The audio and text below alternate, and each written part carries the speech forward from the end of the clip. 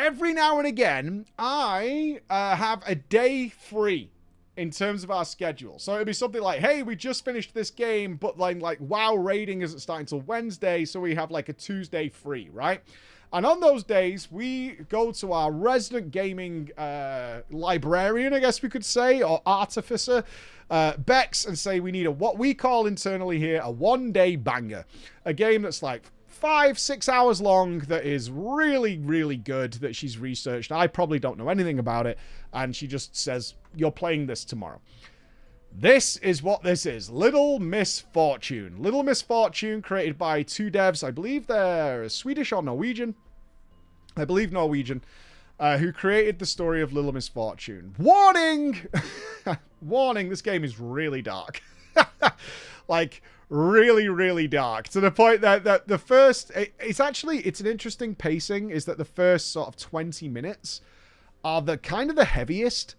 And it actually turns some people like, oh god, I don't think I could watch this. Like, it's a story-based adventure that you're going on with Little Misfortune, who's our primary character here, who is accompanied by the physical body, the ethereal narrator, who she can hear and speak to, and no one else can hear and speak to her, in a bizarre world of things going on. However, I will say this, it is very dark, especially at the start. This game is awesome.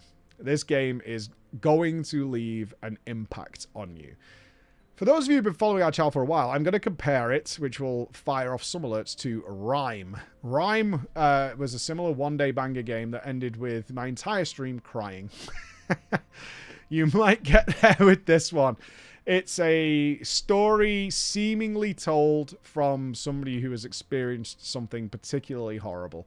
And the retelling of what's fantasy world. I'm not saying this actually happened. I didn't find any evidence that it's a husband-wife team that has made it, is that they went through anything, but it feels like they did in the way it's told and the way the story's gone. So it feels real. That's the thing with this. It feels very real. How do you play? You're going to go along and have a lot of choices to make. But your name is Little Misfortune. It's almost like a dark cloud is following you everywhere you go. And one of the primary features of the game is it's difficult to get good outcomes, even when your intentions are so pure and innocent, and you almost feel like you're trying to get a good or bad ending. That does exist, by the way. And the choices are not really clear, because they're kind of told from a child's perspective, because Little Misfortune is a little girl, and you're playing it from a child's perspective. And sometimes you've got to put yourself in that mindset of what would a child do? What would their thought process be? And is that the way you should go compared to what the adult decision would be here in order to get a favorable outcome? Or what is the logical outcome of this scenario? And that's something they manipulate and play with a hell of a lot through the game, is making choices. I mean, you're talking every 5 minutes, you're probably going to have some choice to make. And your decisions are going to affect things in the future, because it also plays into how you can interact with things going later in the game, is choices you made earlier on. And a great result of this is I played through it and finished it. I missed a couple of things to get the good ending, but also on checking achievements is I missed a ton of stuff. There was a ton of things I could have done if I'd made different choices, meaning there's replayability here for a small indie cheap game for you to play with. I can't recommend this game enough for a good 4 or 5 hour play if you can pick it up.